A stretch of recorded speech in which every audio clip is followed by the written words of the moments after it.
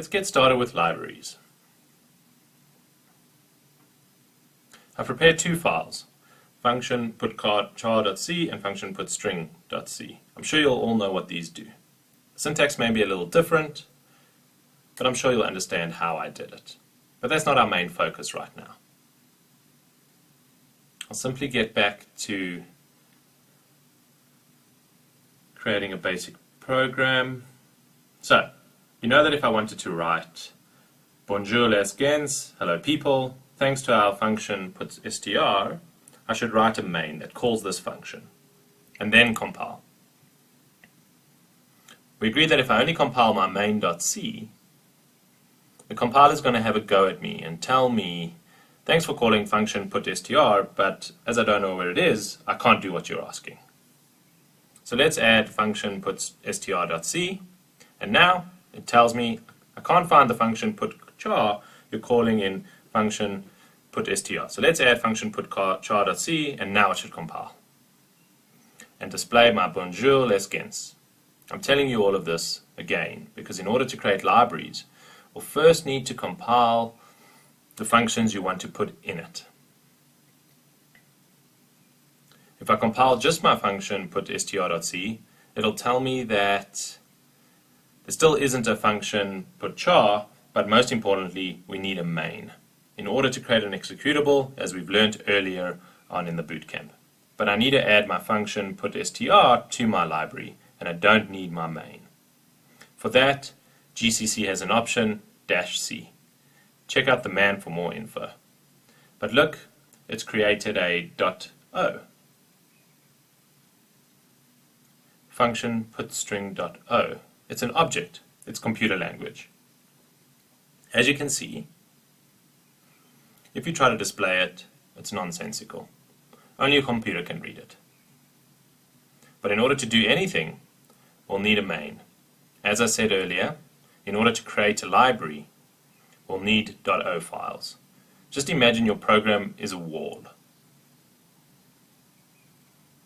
And your .o file is a brick. A brick that's ready and that you'll be able to place in more than one wall, in the sense that once you've made your brick, you won't need to make it again.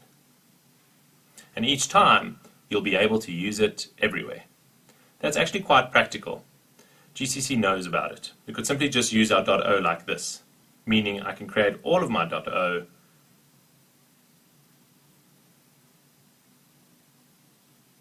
object files and create my binary thanks to those.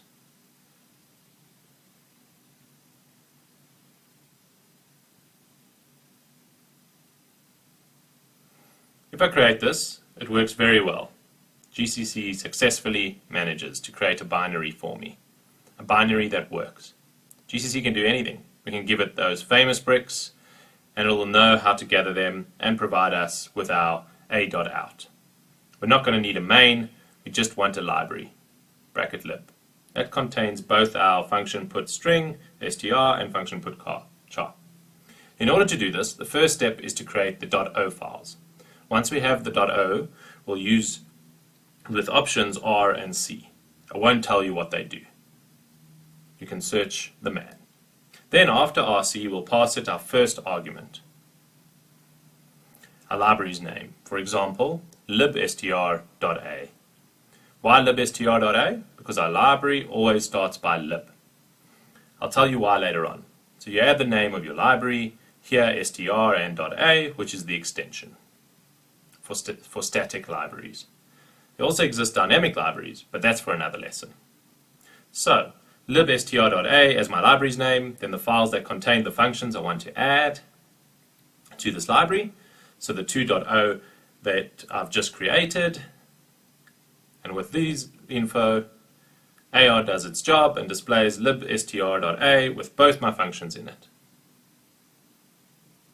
Now, how do we use it? As I've mentioned earlier on, I can take my main.c and tell it that the library I want to use actually is in the current directory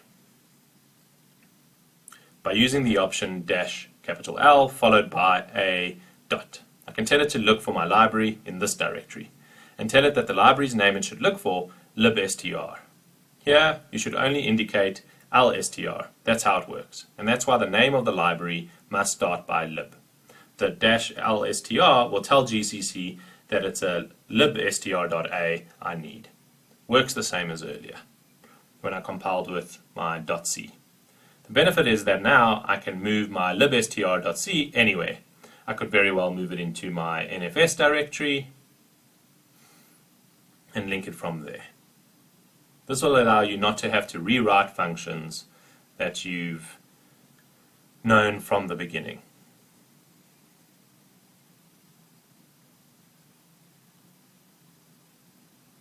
So that's one thing. You've seen that ARRC was enough to create my library. After a while, you'll realize that there are a number of functions which you'll create during this boot camp that may be worth putting in your lib.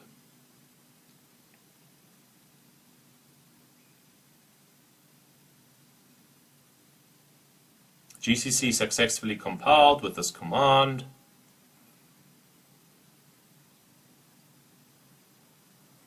But the day you'll have over 3,000 functions or even before, for example, when you'll need ft put str, which is halfway through your lib, you'll have to browse through your library in order to find ft underscore put string, str, and create your library. It won't use all of your library. To just use the function put str. It's a time-consuming operation, and when you'll manage to create more complicated programs and need to use libraries, and that it'll have to search through all of your libs to find the function in question, GCC will take its time because it'll have to browse through them all. For that, there's a program called ranlib. Ranlib simply takes your library as a parameter and creates an index in your library, which will allow GCC to know where to go. For example, it'll set function put char at position 1, and function put str at position 2, and so on. For all of the functions you may want to add to your library, it's extremely practical and optimizes compilation time. You'll see when you start collecting a great deal of functions, you should adopt this method ASAP. It'll prevent a great deal of bad surprises, and it always works the same. That's it for libraries.